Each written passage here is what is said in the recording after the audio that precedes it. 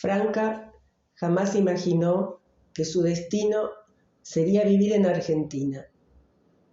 Llegó como tantos otros compatriotas lo hicieron a principios del siglo XX, cuando se decía que en América se podía trabajar bien y ganar mucho dinero.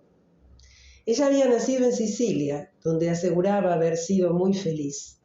Le gustaba cocinar y mientras estaba en la cocina entonaba antiguas canzonetas de su tierra.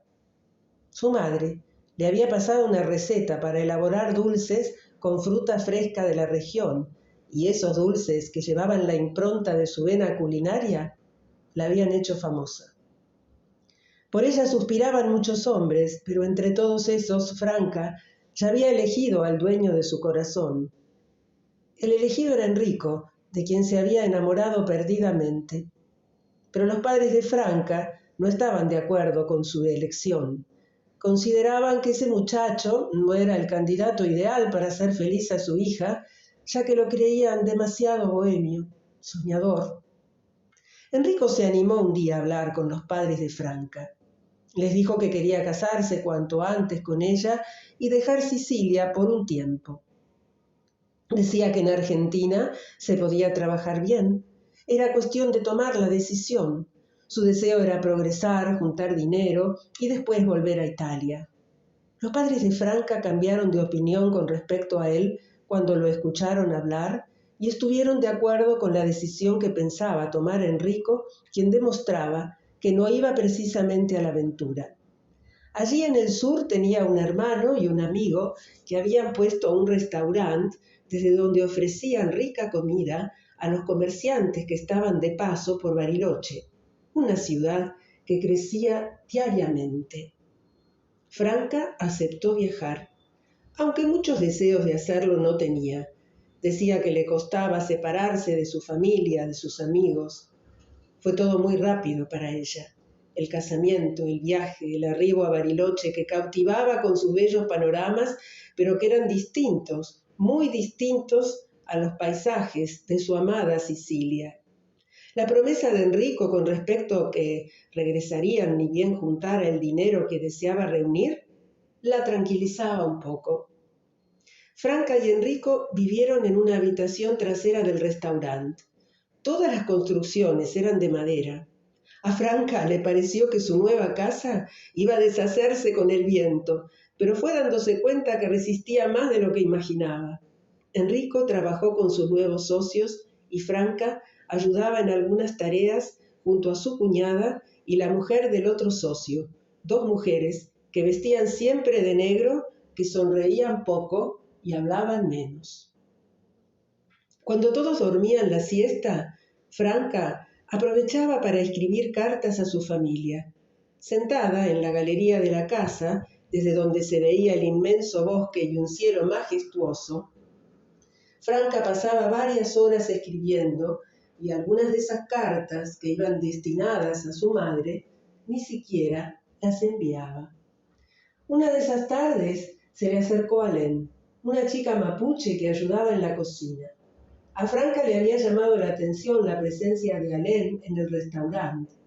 Pensaba que era tan jovencita como ella, y sin embargo estaba allí todo el día sola. No tenía amigos, amigas, y además, ¿dónde estaba su familia? Su cuñado despejó sus dudas al contarle que había aparecido con un tío hacía más de un año. El hombre dijo que era huérfana, que las cosas no andaban bien, y que quería buscarle trabajo y vivienda a su sobrina porque sabía limpiar y también cocinaba. Esa tarde, cuando se acercó a Franca, Alén quiso saber qué estaba haciendo allí sola. Dijo que la sentía triste y que la tristeza que duraba mucho tiempo no era buena compañera. Su abuela, una mujer sabia que había sido habitante de esa región, le había enseñado que no debía estar triste, porque la tristeza que se quedaba en el corazón enfermaba a quien la dejaba entrar. Franca le contó que extrañaba a su familia, a sus padres, a sus hermanos, sus tíos. Su vida era muy distinta en Sicilia. Alén y Franca comenzaron a encontrarse por las tardes. Entenderse les llevó un tiempo, pero lo hicieron posible. Una de esas tardes, Alén contó que conocía los misterios del bosque. Sabía el nombre de los árboles, el de las plantas, el nombre de los pájaros, las leyendas de los lagos. Franca le dijo que en Sicilia tenía una casa donde crecían algunos árboles que daban frutos. Solo bastaba con alzar una mano para tomar una rica fruta y deleitarse. Alén también dijo que adentro del bosque había árboles que daban frutos. Algunos eran comestibles. Ella sabía cuáles se podían comer y cuáles no. Su abuela le había contado esos secretos llevándola al bosque. Así fue como juntas se acercaron al bosque en busca de esos nutrientes árboles y como Franca regresó a su casa cargando en su pañoleta un gran número de frutas que nunca había probado. Con ayuda de su amiga en la cocina, trabajó varias horas consiguiendo de esa forma preparar los sabrosos dulces que le habían dado fama en su tierra. Por primera vez, desde que había llegado a Bariloche, Franca tuvo deseos de cantar y lo hizo. Enrico, sus socios y sus mujeres despertaron de la siesta olfateando un aroma exquisito que los acercó a la cocina. Cuando probaron los deliciosos dulces que Franca había preparado con ayuda de Alén, estuvieron de acuerdo en que esos dulces debían comercializarse y que el nombre del producto sería La Franca. Desde entonces no hubo quien no pasara por ese lugar de Bariloche con intención de llevarse consigo un tarro del exquisito dulce cuyas cualidades se iban conociendo de boca en boca. Preparar esos dulces que llevaban su nombre era para Franca revivir de alguna manera esas tardes en las que junto a su madre recibía un valioso legado. A medida que pasaba el tiempo, Franca fue comprendiendo que se hacía muy difícil pensar en el regreso. Escuchaba hablar de una guerra que parecía ser inminente y que traería muerte, hambre y desolación. Su panza comenzaba a redondearse anunciando que tendría un hijo. Enrico sostenía que había que esperar, no era el momento de pensar en volver a Italia. Una tarde, Enrico regresó con una carta que iba destinada tanto a él como a su mujer. Estaba abierta, indicando que ya había sido leída. Franca no necesitó preguntar qué decía esa carta.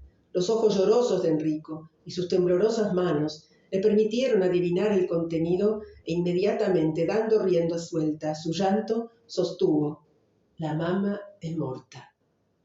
Franca tomó la carta entre sus manos, subió a su cuarto y la rompió en pedazos. Lo mismo hizo con los sobres y las hojas que estaban adentro de un cajón.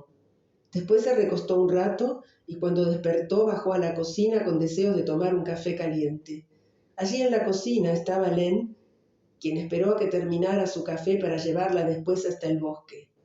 «Elegí un árbol, Franca», dijo Alén cuando llegaron al bosque acompañando sus palabras con el idioma gestual que le permitía hacerse entender. «Elegí el árbol que más te guste, será tu árbol, y cuando sientas mucha angustia dentro de tu corazón, vení al bosque y búscalo, abrazate a él y tu angustia se va a calmar». Y Franca obedeció, y se abrazó a un árbol muy alto que la dejó estrechar su pecho contra la rudeza de su tronco, que en ese momento se volvió receptor de su tristeza, aplacándola.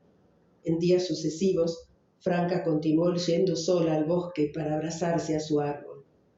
Una semana después, cuando Franca hacía unas tareas en el restaurante, aparecieron dos muchachos que pedían hablar con la señorita Alén. Preguntando quiénes eran, supo que se trataba de sus hermanos. Ellos decían que la estaban buscando para llevarla de nuevo con la familia. Las cosas habían mejorado y deseaban que regresara. Franca los hizo pasar y les preparó café. Les dijo que Alén volvería en un rato. Cuando conversaban, Franca se animó a explicarles que no quería desalentarlos, pero que era poco probable que Alén deseara regresar con ellos. Estaba bien, trabajaba, nadie la molestaba. Era como una hermana para ella. Sin embargo, Alén, contrariando los presagios de Franca, se emocionó intensamente al ver a sus hermanos, y después de abrazarlos y conocer las intenciones que traían, rápidamente fue a su cuarto a juntar sus pocas pertenencias con deseos de irse con ellos. No se daba cuenta que Franca, con lágrimas en los ojos, se mantenía en un rincón observando lo que sucedía.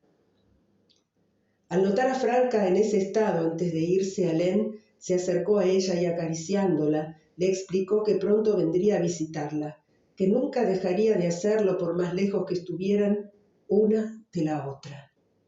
Los socios del restaurante también se despidieron de Alain, deseándole buena vida. Y así fue como Alain volvió con su familia. Al poco tiempo comenzó a trabajar con quien sería después su marido. Tuvo 2 hijos, igual que Franca, quien quedó embarazada de mellizos.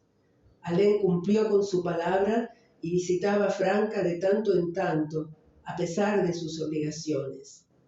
Juntas, sentándose a tomar mate en la antigua galería donde habían comenzado sus conversaciones, recordaban muchas cosas al encontrarse. Por ejemplo, cuando las dos se sumergían en el bosque, descubriendo los misterios de sus ocultas ofrendas. Franca comenzaba a extrañar a esa entrañable amiga, ni bien se iba de su casa. Comprendía entonces cuánto quería a quien la ayudó alguna vez a transformar su tristeza envolviéndola de colores.